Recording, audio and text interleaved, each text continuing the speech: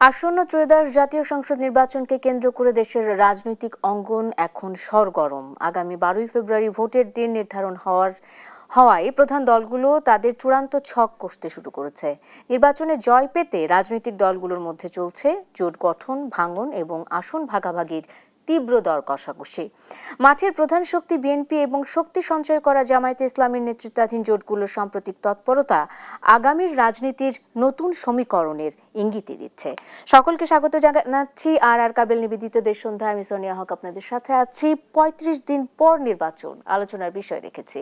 দেশ এখন নির্বাচনের পথে হাঁটছে, ভোটের গাড়ি যাত্রা শুরু করেছে এবং এ বিষয়টি নিয়ে এই মুহূর্তে সকল রাজনৈতিক দলের প্রস্তুতি কেমন আছে, নির্বাচন কমিশনের প্রস্তুতি কেমন আছে এবং এই মুহূর্তে দেশে যে একটি অন্তর্বর্তীকালীন সরকার আছে সেই সরকার মানসিকভাবে কতখানি প্রস্তুত হয়েছে 2026-এর এই নির্বাচনটিকে ঐতিহাসিক নির্বাচন হিসেবে রূপ দিতে, সেই বিষয়গুলো নিয়ে আজকে কথা বলবো আজকে ফয়েজ আহমদ, প্রধান উপদেষ্টার সিনিয়র সহকারী প্রেস সচিব, তিনি আমার সাথে যুক্ত আছেন।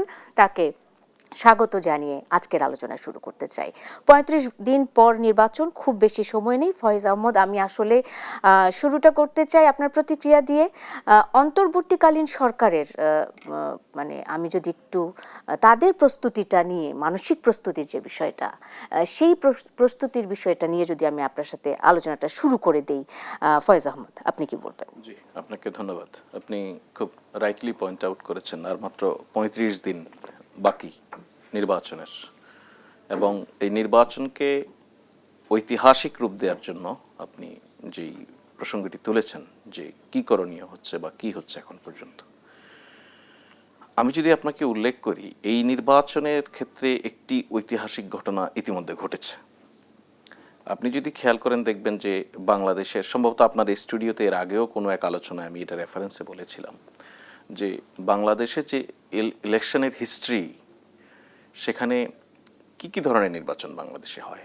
আমরা যদি একদম লোয়ার ট্রায়ার ধরি, ইউনিয়ন পরিষদ নির্বাচন, উপজেলা নির্বাচন,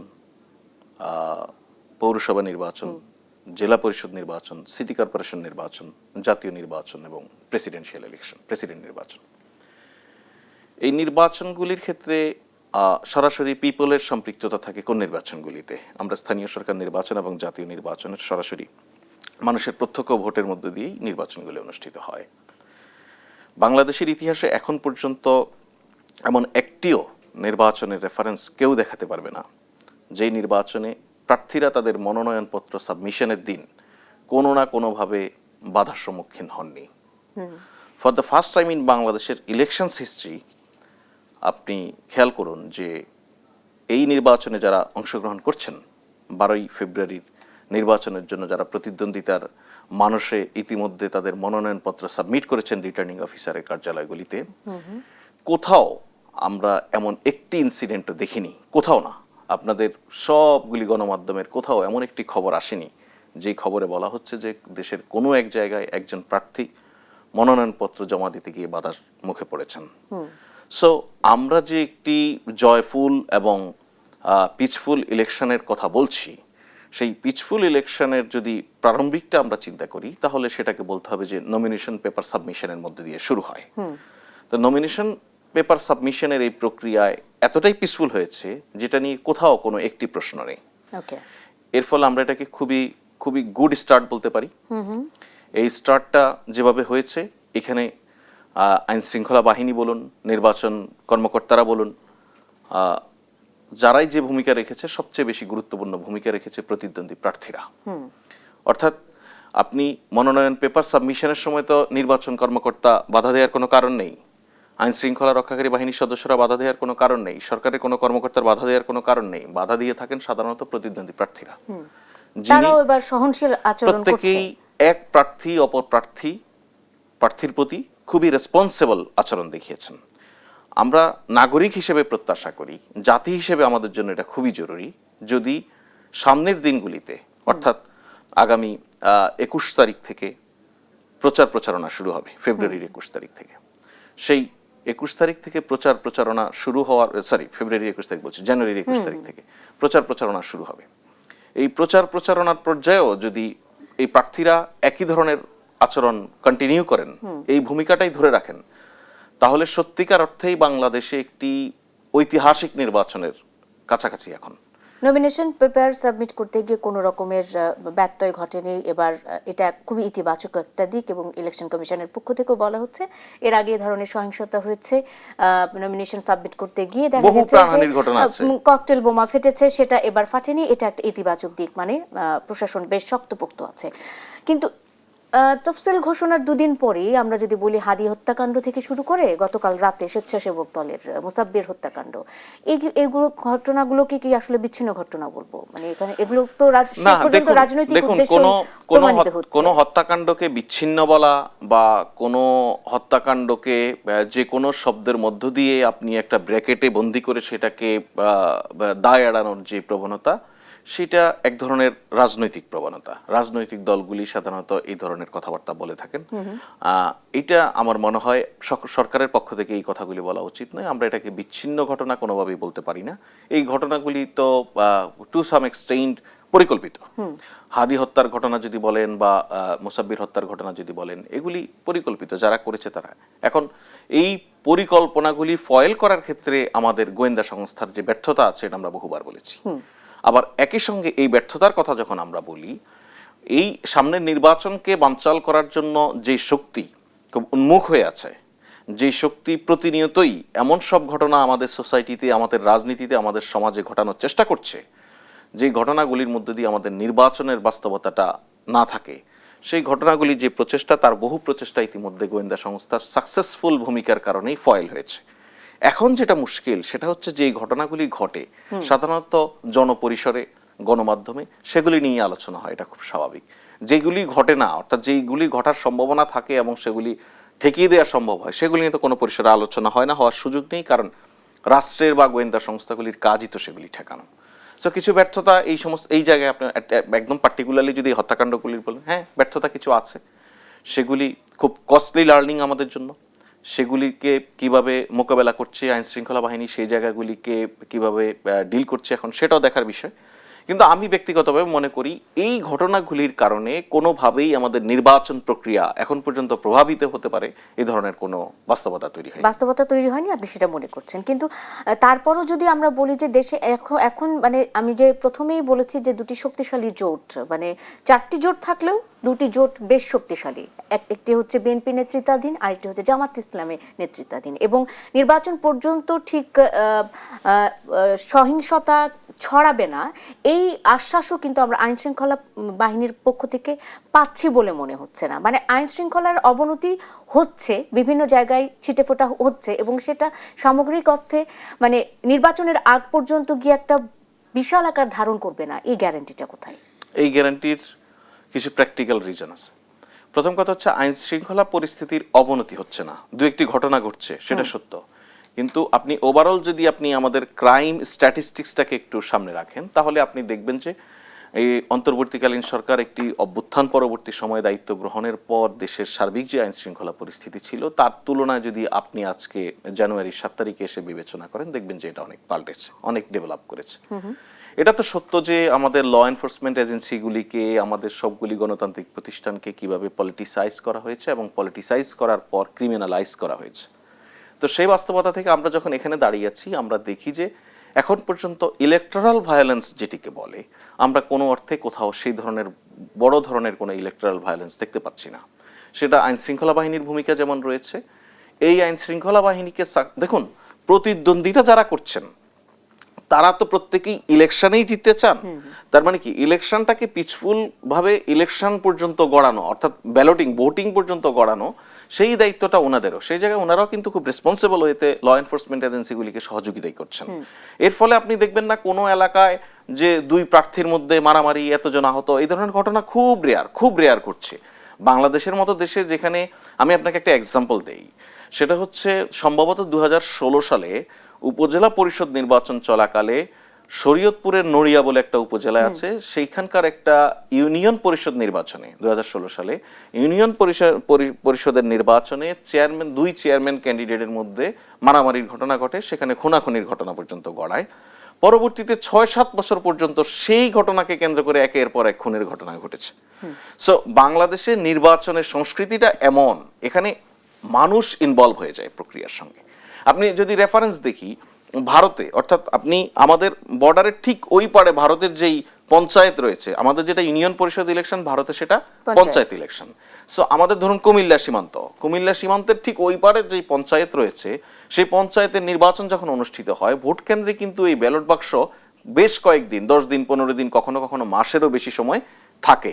সেন্ট্রালি এটা কাউন্ট করার জন্য পরে নিয়ে যাওয়া হয়।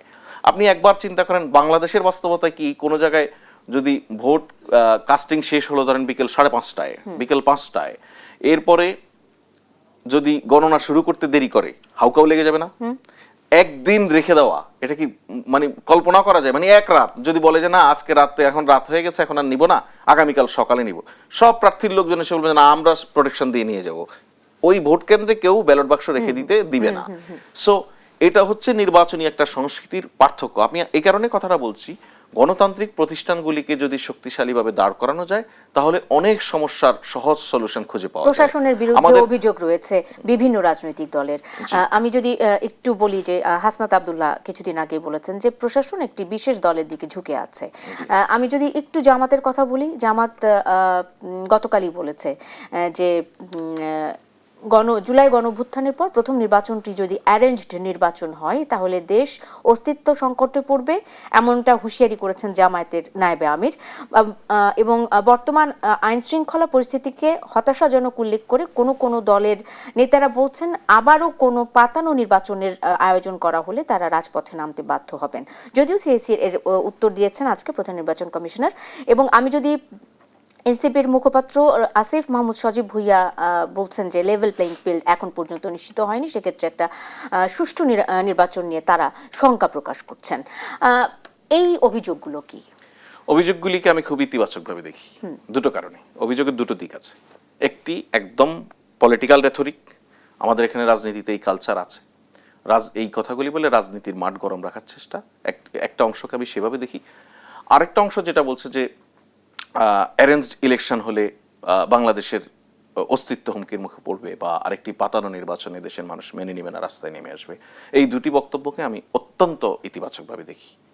পলিটিক্যাল পার্টিগুলির মধ্যে এই স্পিরিটটা থাকা খুব জরুরি। বিকজ এই সরকার বলেন, এই নির্বাচন কমিশন বলেন, এই প্রশাসন বলেন, কারোরই কোনো দায়িত্ব নেই পাতানো নির্বাচন করার, কারোর কোনো ইচ্ছাও নেই, উদ্দেশ্য নেই পাতানো নির্বাচন করার। আমরা একদম দৃশ্যতই হাতে কলমে, কাগজে কলমে আমরা প্রমাণ সহ জানি পাতানো নির্বাচন, রিগড ইলেকশন, অথবা আপনার এটা ইঙ্কড ইলেকশন, মানে কালিমালিপ্ত নির্বাচন যদি হয়, সেই কালিমালিপ্ত নির্বাচনের যে আলটিমেট রেজাল্ট, সেটা আমাদের সামনে ছবির মতো ভাসে শেখ হাসিনার মুখ। সুতরাং আমরা কোনো রাজনৈতিক দলের কাছ থেকেই এই জিনিস প্রত্যাশা করব না ত্রুটিপূর্ণ নির্বাচনের মধ্য দিয়ে নির্বাচিত হয়ে কেউ রাষ্ট্র ক্ষমতা পরিচালনার জন্য দায়িত্বে আসুক। সেটা যদি হয় তার পরিণতি শেখ হাসিনা, সেটা যদি হয় তার পরিণতি হচ্ছে এদেশের পুরো সিস্টেমটা কলাপস করা। এবং আপনি যদি নির্বাচিত হয়ে জনগণের প্রতিনিধি হয়ে সংসদে আসবেন, আপনি যদি নির্বাচনের যে প্রক্রিয়াটা সেটাই একটি ত্রুটিপূর্ণ প্রক্রিয়ার মধ্য দিয়ে আসেন, আপনি ইমানের সহিত, আপনি স্বচ্ছতার সহিত, আপনি ন্যায় পরায়ণতা হয়ে বা আপনি বৈষম্য বিরোধী অবস্থান নিয়ে আপনি রাষ্ট্র পরিচালনা করার সুযোগ পাবেন না, করতে পারবেন না, ওই নৈতিক শক্তি আপনার থাকবে না। সে কারণে সরকারের কোনো ইচ্ছা নেই, সরকারের কোনো অভিপ্রায় নেই, ইলেকশন কমিশনের কোনো উদ্দেশ্য নেই, আইন শৃঙ্খলা বাহিনী থেকে শুরু করে প্রশাসনের যে পর্যায়ে যারা এক্ষেত্রে দায়িত্ব পালন করবেন, কারোরই কোনো ইচ্ছা নেই যে একটি পাতানো, একটি রিগড, একটি অ্যারেঞ্জড ইলেকশন হোক, কন্ট্রোলড ইলেকশন হোক, কোনো ইচ্ছা নেই। এই প্রেশারটা পলিটিক্যাল কোয়ার্টারগুলি থেকে যদি প্রতিনিয়ত থাকে, এইটা আমরা যারা সরকারের দিক থেকে দায়িত্ব পালন করছি আমাদের জন্য এক ধরনের প্রেশার। এই ইতিবাচক প্রেশারগুলি সবসময় থাকা উচিত। আমি একটা বিরতি নিব, ফয়েজ আহমেদ, একটা বিরতি নিব, কিন্তু তার আগে বলে যেতে চাই, অনেকেই বলছেন যে এর আগের ইলেকশন কমিশন এবং এবারের ইলেকশন কমিশনের মধ্যে একটাই পার্থক্য, সেটা হলো এর আগে ইলেকশন কমিশন ছিল শেখ হাসিনার হাতে, এখন ইলেকশন কমিশন ডক্টর ইউনূসের হাতে।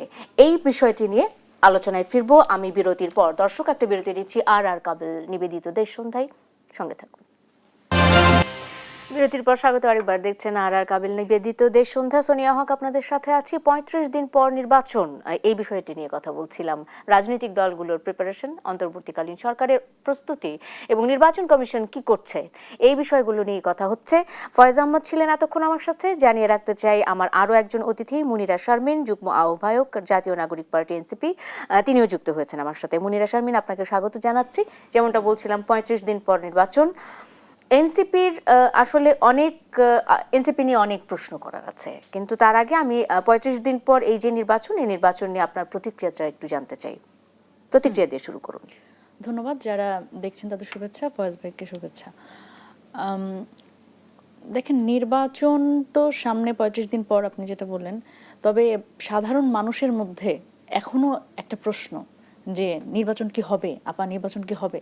তো ৩৫ দিন আগে কিন্তু এই প্রশ্নটা আসার কথা না, এবং আমরা দেখছি যে কিছু দল খুব কনফিডেন্সের সাথে বলছে যে না, নির্বাচন নিয়ে তো কোনো আসলে ধোঁয়াশার সৃষ্টি করার কিছু নাই। অথচ এবং আইন শৃঙ্খলা রক্ষাকারী বাহিনীর পক্ষ থেকে আমরা যে ধরনের প্রোঅ্যাক্টিভ ভূমিকা দেখার কথা আইন শৃঙ্খলা নিয়ে, আমি যদি বলি গতকালকেও রাত ৮টার দিকে একটা গুলিবিদ্ধ হয়ে একজন মারা গেছেন ছাত্র দলের, স্বেচ্ছাসেবক দলের। তো এই যখন অবস্থা, মানুষের মধ্যে কিন্তু এক ধরনের আশঙ্কা আছে যে নির্বাচনটা আদৌ হবে কিনা। কিন্তু রাজনৈতিক দলগুলো এক ধরনের, আমি যদি বলি যে বিএনপির পক্ষ থেকে এরকম স্টেটমেন্ট আসছে যে না, কোনো অসুবিধা নাই, এগুলো একটু ইগনোর করা, ডিনায়ালের জায়গায় তারা চলে গেছে। তারা আসলে যে কোনো ধরনের অস্থিতিশীলতা তারা ভয় পাচ্ছে এটি স্বীকার করে নিতে, সেটা যাতে আবার নির্বাচনের জন্য একটা বাধা হয়ে না দাঁড়ায়। আবার আরেক দিকে যেটা দেখছি সেটা হচ্ছে যে প্রশাসন নিয়ে তো আসলে অন্য দুটি দলের, আমার এনসিপি সহ অন্যান্য দলগুলো কিন্তু তারা এক ধরনের অভিযোগ যেটা করছে সেটা হচ্ছে যে একদিকে হেলে যাওয়ার একটা বিষয়। তো স্বাভাবিকভাবে প্রশাসনে বিএনপি বলেন, জামাত বলেন, দুই দলেরই আসলে একটা গ্রিপ আছে।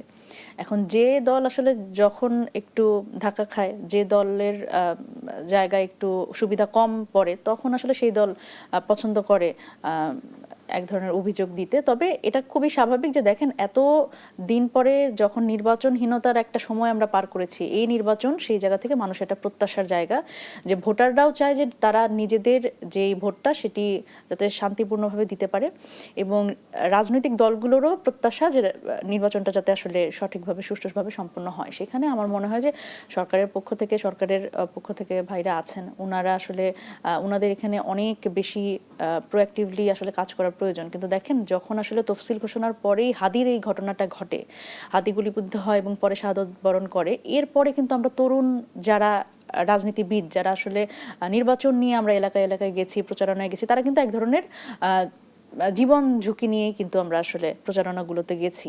এবং এরপরে কিন্তু আসলে এই বৈষম্য বিরোধী ছাত্র আন্দোলন বলেন বা জুলাইয়ের উপরে যেই ধরনের খড়গহস্ত হওয়া, এবং এটা প্রশাসনের ভিতর থেকেও কিন্তু আমরা দেখছি এক ধরনের ব্যাপার, যে মামলা দেওয়া, তারপরে একজন মেয়ে, সে আসলে তার মানে তাকে রিমান্ডে নিয়ে নেওয়া, তার আসলে সেই বয়স হয়েছে কিনা সেটা নিয়েও এক ধরনের বিতর্ক তৈরি হলো। সেখানে কিন্তু নানান ধরনের ব্যাপার আমরা দেখছি, যেটা কিন্তু আমাদের মনে হচ্ছে যে যারা আসলে তরুণ রাজনীতিবিদ, তাদের কিন্তু এক ধরনের প্রশাসনের মধ্যে থেকে এক ধরনের বিমাতাসুলভ আচরণ আমরা খেয়াল করছি।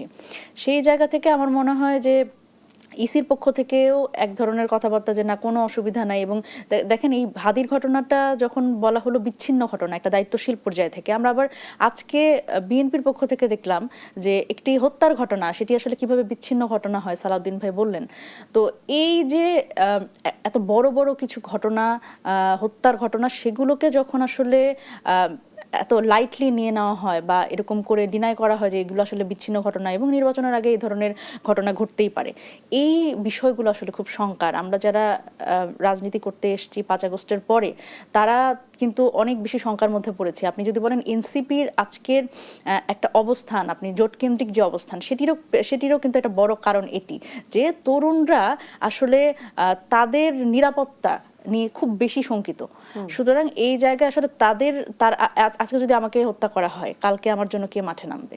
এবং আপনি দেখবেন যে আজকে মানে অবশ্যই আপনি যে কথাটি বললেন যে সেটি যেন কখনোই না হয়, কিন্তু তারপরও আজকে যদি এনসিপির কেউ এরকম একটা দুর্ঘটনার শিকার হয়, মানে মারাত্মকভাবে ছেড়ে চলে যেতে হয় বা হাদির মতো কোনো ঘটনা ঘটে, তাহলে কি এনসিপি যাদের সাথে জোটবদ্ধ হয়েছে তারা তাদের জন্য মানে এনসিপির জন্য রাস্তায় নেমে আসবে বলে আপনার মনে হয়?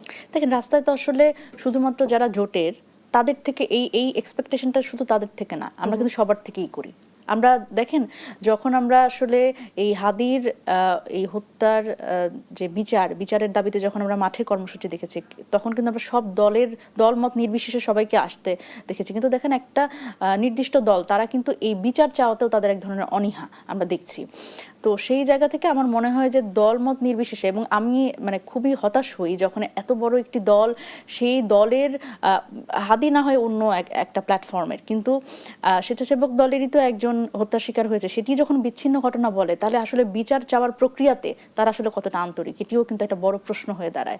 এবং আরও একটি ব্যাপার যে এই যে ধরেন আমাদের ক্ষেত্রে আরেকটা ইনসিকিউরিটি কাজ করেছে যে জুলাই সনদ বাস্তবায়ন, এই বাস্তবায়নটি আমরা বিভিন্ন সময় দেখেছি যে সংস্কার নিয়ে যে ধরনের নেতিবাচকতা আমরা বড় দলের মধ্যে দেখেছি, যে আমরা আসলে এই সংস্কার কিছু আমরা বাস্তবায়ন করব না, এটি আসলে তাদের একটা মর্জি অনুযায়ী হবে, এরকম এক ধরনের তাদের প্রতিক্রিয়া, সেইগুলোও কিন্তু আমাদের অনেকখানি শঙ্কিত করেছে। কারণ জুলাই সনদ বাস্তবায়ন এটি কিন্তু এই আমি যদি বলি যে অন্তর্বর্তীকালীন সরকারের এক ধরনের বৈধতা, এবং জুলাই যে গণ অভ্যুত্থান, সেই গণ অভ্যুত্থানেরও এক ধরনের বৈধতা, এবং আমাদের একটা সিকিউরিটি বলেও আমরা এটি মনে করি, এবং বাংলাদেশ যাতে আবার সেই ফ্যাসিবাদী কাঠামোর মধ্যে না যায় সেটিরও এক ধরনের সিকিউরিটি বলে মনে করি। সুতরাং পরবর্তী যে সরকার আসবে তাদের কিন্তু এই ব্যাপারে বুঝতে পেরেছি মুনিরা শারমিন, বিষয়টা স্পষ্ট। কিন্তু জুলাই সনদ স্বাক্ষরের ক্ষেত্রেও আমরা দেখেছি আসলে এই যে জোটের কথা বলছি, জোট নিয়েই এনসিপির মধ্যে এক ধরনের উত্তেজনা আমরা বেশ কয়েকদিন থেকেই লক্ষ্য করেছি, এবং কয়েকজনের চলে যাওয়া, 30 জনের প্রথম অংশে এতে ভেটো দেয়া, এই বিষয়গুলো নিয়েও আমরা আলোচনা করেছি। নিশ্চয়ই জোটের এই বিষয়টি নিয়ে আমি কথা বলবো আপনার সাথে। তার আগে আমি একটু ফয়েজ আহমদ আপনার কাছে একটা ছোট্ট প্রশ্ন তো রেখেছিলাম। প্রশাসনের বিরুদ্ধে কিন্তু অভিযোগ মুনিরা শারমিন অলরেডি করেছেন, আমরা যেটা নিয়ে আলোচনা করেছি, কিন্তু নির্বাচন কমিশনের যে বিষয়টি ছিল আমি আপনাকে প্রশ্নটি রেখে গেছিলাম, নিশ্চয়ই উত্তর দিতে চাইবেন। জি, আপনার প্রশ্নটি ছিল যে পূর্বের নির্বাচন কমিশনের সঙ্গে বর্তমান নির্বাচন কমিশনের তফাৎ হচ্ছে। পূর্বের নির্বাচন কমিশন ছিল শেখ হাসিনার হাতে, এখন বর্তমান নির্বাচন কমিশন প্রফেসর ইউনূসের হাতে। না, এটা ট্রু না। এটা যে কোনো কারণেই যে রেফারেন্সেই আপনি বলে থাকেন না কেন, আমি প্রফেসর ইউনূসের প্রেস উইংয়ে কাজ করার সুবাদে ওনার সঙ্গে ক্লোজলি যেহেতু কাজ করি, আমি দায়িত্ব নিয়ে বলতে পারি যে অনেক ক্ষেত্রে আমাদের দেশের যে প্র্যাকটিস, যে হুট করে এই বিষয়ে ইলেকশন কমিশনকে বলা, একটা ইন্টারফেয়ার করা, যেটা এইভাবে করেন, প্রফেসর ইউনূসের অ্যাডমিনিস্ট্রেশন সেই কাজটিও করে না। উনি কমপ্লিটলি ইলেকশন কমিশন যেন স্বাধীন সত্তা হিসেবে, স্বাধীন প্রতিষ্ঠান হিসেবে ফাংশন করতে পারে, সেই জায়গায় উনি খুব কমিটেড। সেই জায়গায় উনি একটাই কাজ করেন খুব সচেতনভাবে, তার সরকারের অন্যান্য যারা সহকর্মী রয়েছেন তাদেরকে নিয়ে, নির্বাচন কমিশন সরকারের কাছ থেকে যখন যে ধরনের সহযোগিতা চায় তা পূর্ণ সহযোগিতার জন্য সরকার প্রস্তুত। আপনি একটি ইনসিডেন্টও দেখাতে পারবেন না যেখানে প্রফেসর ইউনূস বা তার মন্ত্রী উপদেষ্টা পরিষদের কেউ কোনোভাবে ইলেকশন কমিশনকে ডিকটেট করছে এটা করতে হবে না। একদম আমরা সেই ধারা থেকে বের হতে হবে বলেই তো আমাদেরকে একটা অভ্যুত্থানের মধ্যে দিয়ে আসতে হয়েছে। সুতরাং আমরা ওই কলঙ্কিত জায়গায় আর যেতে চাই না। এবং প্রশাসন নিয়ে বা অন্যান্য বিষয় নিয়ে যেগুলি আমার বোন মনিরা বলেছেন, সেগুলি নিয়ে তো আমরা ইতিপূর্বে আলাপ করেছি। তারপরে একটা জিনিস ওনার বক্তব্যে আমার কাছে খুব ইন্টারেস্টিং মনে হয়েছে, এটা আমি একজন নাগরিক হিসেবে আমি ওনাকে ওনার ওই জায়গাটা রিপ্লাই করতে চাই এইভাবে, যে জায়গাটাই বলছেন যে জুলাইয়ের যে সমস্ত শক্তি, আমি তো বিশ্বাস করি জুলাইয়ের শক্তি এই দেশে একটা বড় অংশের মানুষের কাছে, যারা নানানভাবে ক্ষমতায়ও আছে মানে সরকারি ক্ষমতায় সব ক্ষমতা নয়, জুলাইয়ের শক্তি তাদের কাছে শত্রু, দু চোখের বিষ। এই জুলাইয়ের কারণে, এই ছেলে মেয়েগুলির কারণে তাদের নানান অপকর্ম বন্ধ হয়ে গেছে। একটা বিরতির সময় হচ্ছে, বিরতির পর ফিরে এসে নিশ্চয়ই আমি বিস্তারিত জানবো জুলাই যোদ্ধাদেররা কেন এত বেশি আক্রান্ত হচ্ছে সবকিছুতে। আমি আর কাবেল নিবেদিতদের সন্ধ্যা একটা বিরতি নিয়ে ফিরছি, এখনই সঙ্গে থাকুন। বিরতির পর স্বাগত আরেকবার দেখছেন আর কাবিল নিবেদিত দেশ সন্ধ্যা। সোনিয়া হক আপনাদের সাথে আছি। 35 দিন পর নির্বাচন, সেই বিষয়গুলো নিয়েই কথা বলছিলাম। আমি আলোচনায় ফিরে যেতে চাই, সরাসরি আসলে ফিরে যেতে চাই।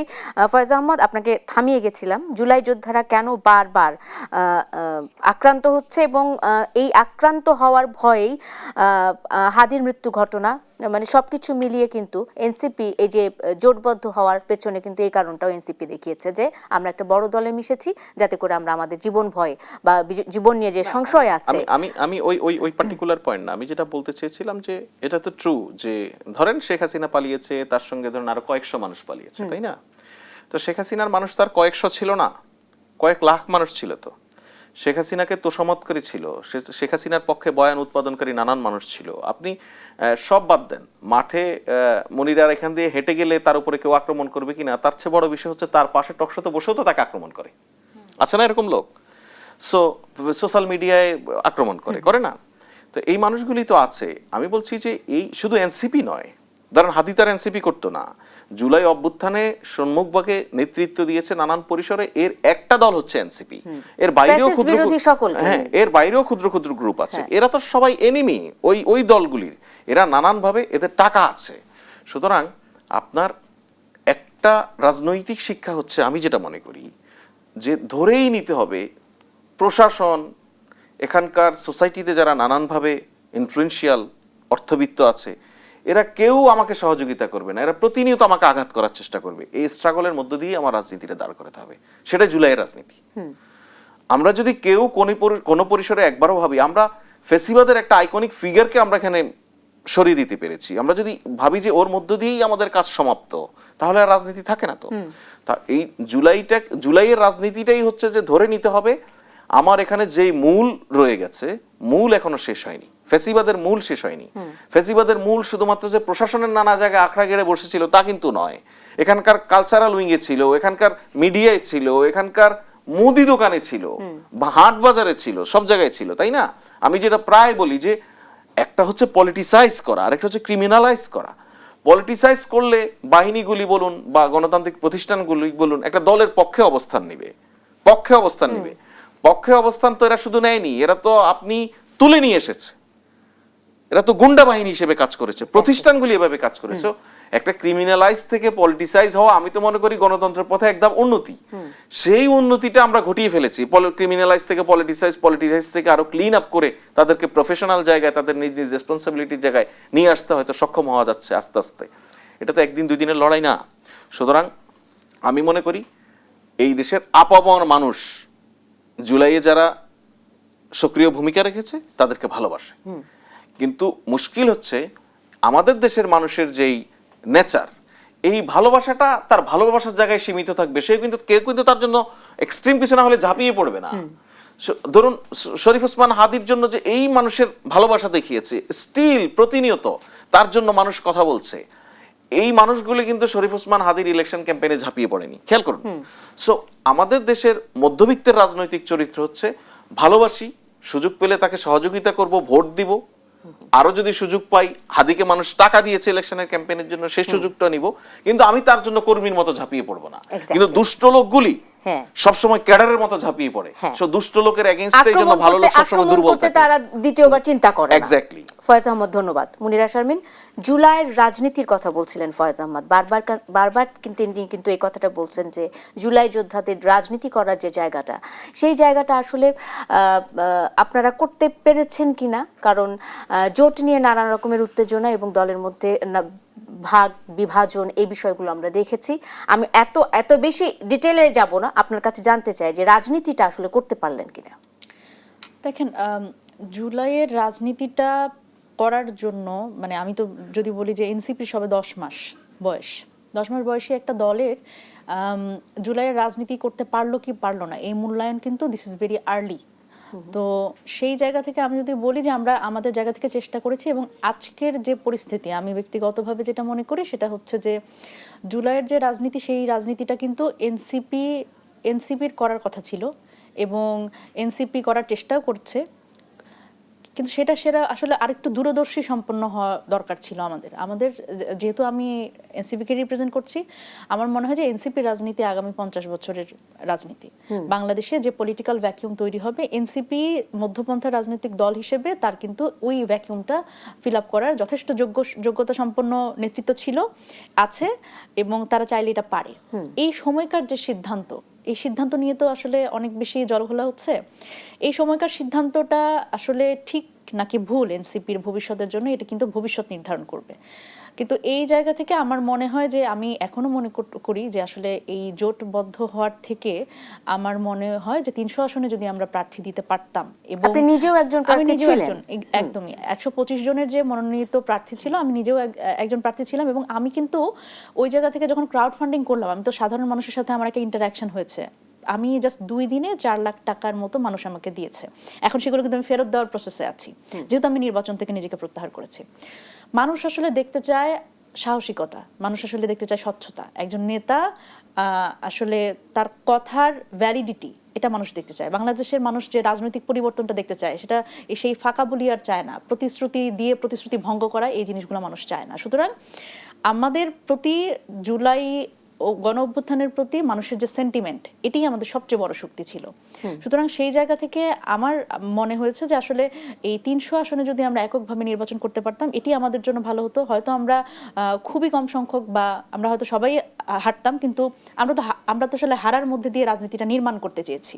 আমরা নতুন রাজনৈতিক বন্দোবস্তের কথা বলেছি। আমরা বলছি যে হারার মাধ্যমে আমরা একটা নতুন রাজনীতির বার্তা দিব, যে এইভাবেও রাজনীতিটা করা যায়, এইভাবেও নির্বাচনটা করা যায়। সেভাবে কিন্তু আমরা আগাচ্ছিলাম। সুতরাং সেই জায়গা থেকে এই সিদ্ধান্তটি আমার দলীয় সিদ্ধান্ত। তবে সেই জায়গা থেকে যারা আসলে এই 30টি সিটের যে নেগোসিয়েশনে গেছে, আমি তাদের জন্য শুভকামনা জানাই। তবে আমার মনে হয় যে যারাই আসলে এই জোটের প্রার্থী, তাদেরও আসলে এই জায়গাটাতে তাদেরও আসলে স্টিডফাস্ট থাকা উচিত, যে আমরা আসলে মধ্যপন্থা রাজনীতি করব, এবং ভবিষ্যতে এটা যেহেতু বলা হচ্ছে রাজনৈতিক কৌশল, তো আমিও রাজনৈতিক কৌশল হিসেবে দেখতে চাই যে ভবিষ্যতে হয়তো এই মধ্যপন্থী রাজনীতিতে এনসিপি আমরাও দেখতে চাই। মুনিরা শারমিন, জামাতের বলয় থেকে বের হয়ে এসে এনসিপি আসলেও মধ্যপন্থার রাজনীতিতে ফিরতে পারে কিনা? দর্শক, আমাদের সাথে আজকে ছিলেন ফয়েজ আহমদ এবং ছিলেন মুনিরা শারমিন। দুজনকে ধন্যবাদ জানিয়ে আজকের মতো শেষ করতে চাই। আর কাবেল নিবেদিত দেশ সন্ধ্যা, আপনাদেরও ধন্যবাদ।